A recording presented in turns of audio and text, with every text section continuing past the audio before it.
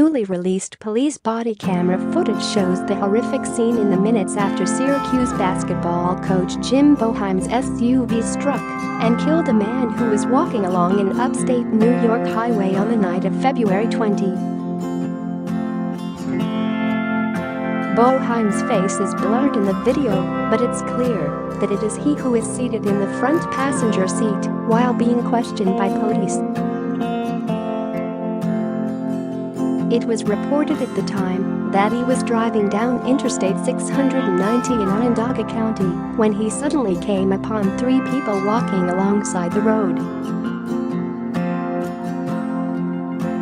One of the men, 51-year-old Jorge Jimenez, was struck by Boeheim's GMC Acadia and was later pronounced dead. Boeheim, who was not intoxicated and was not charged with any crime, immediately pulled over to see if Jimenez was okay. As seen in the video, the 74-year-old Boeheim quietly asked if Jimenez was still breathing. "When I walked up, he was not," the officer said. As was reported at the time, the three people who were walking alongside the road had just crashed their own Dodge Charger into the guardrail on that wet, icy night. Boeheim, who was returning home from a game, came up their crashed car and swerved out of the way, but still collided with Jimenez.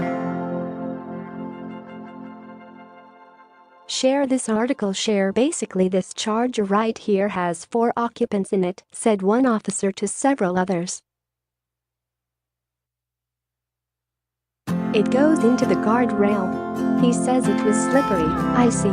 Goes into the guardrail, all the passengers get out, they start walking down the left side here. As they're walking down, Boeheim is coming down, sees at the last second, swerves to the left, misses the car, hits one of the people walking, and then stops his car right there." One officer asked if Boeheim smelled of anything, but another said that he could not detect an odor. "No, I did not," the officer said. "I got a little bit of a cold, so I'm not saying doesn't. It just wasn't obvious to me." Boeheim, who reportedly abstains from alcohol, was not found to be intoxicated.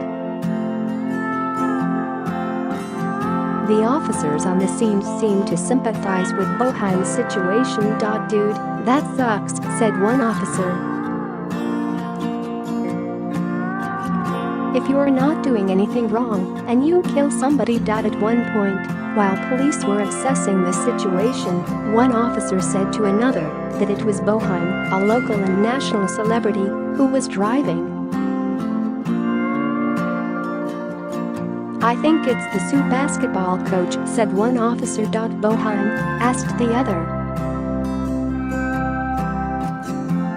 "Yeah, he's in my car right now." At one point, an officer described his exchange with Alberto Brinans, who was the driver of the Dodge Charger.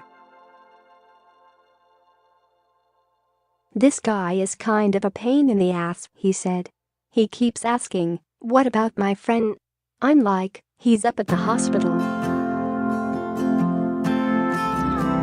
He's like, 'Is he alive? Did he die?' I say, 'I'm here with you.' It's not looking good." The footage supports law enforcement's claim that the road conditions were wet and icy at the time of the accident. Although Boeheim was speeding 11 miles per hour over the 55 miles per hour limit, he was not found to be responsible for the accident. Near the end of the video, an officer tells Boeheim that he will be brought to traffic court for a sobriety test and to give a statement. Boeheim's Syracuse Orange had defeated Louisville hours earlier, and he was returning home from a post-game dinner. After a careful review of the facts and circumstances of this case. I concur with the police findings that this was a tragic accident. No charges will be filed against anyone involved, Onondaga County, NY, District Attorney William J. Fitzpatrick concluded in his report. A secondary contributing factor is pedestrian error confusion, as the pedestrians remained on the dark highway dressed in dark clothing for a prolonged period of time after being aware of oncoming vehicles nearly colliding with the Dodge Charger, the report said. It was Boeheim who called 911 to report the accident. Boeheim expressed his condolences to the Jimenez family after the accident. "This is something that will be with me for the rest of my life," he said. A native of Cuba, Jimenez was known as a sociable family man, according to Syracuse. "My father was a man who was very sociable, very happy. He loved to help everybody without question," Yuri Sandy Jimenez Arister said in Spanish. "He loved having friends. Everybody loved him because of his way of being, going to the casino, listening to music, dancing." Jimenez had reportedly been living in the U.S. for 20 years after arriving from Las Tunas, Cuba. He had only recently moved to Syracuse.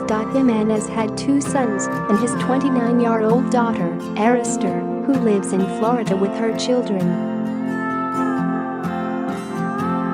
"He loved his family very much. He was very clean, and he loved to cook and invite the family to eat together," she said. He made many jokes always to his grandkids. Jimenez was reportedly buying cigarettes when the crash happened. He spoke with his daughter for 20 minutes earlier in the night when he checked in on her 3 children aged 10, 5 and 18 months.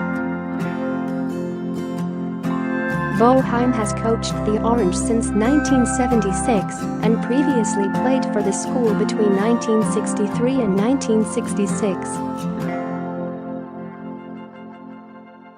He guided Syracuse to its only national title in 2003 and ranks 2nd in Division I men's basketball history behind Duke's Mike Krzyzewski with 945 wins.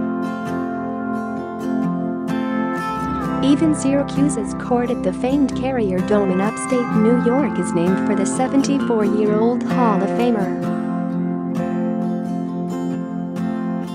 Under Boeheim, the Orange have reached the Final Four 5 different times and have won the Big East tournament 5 times.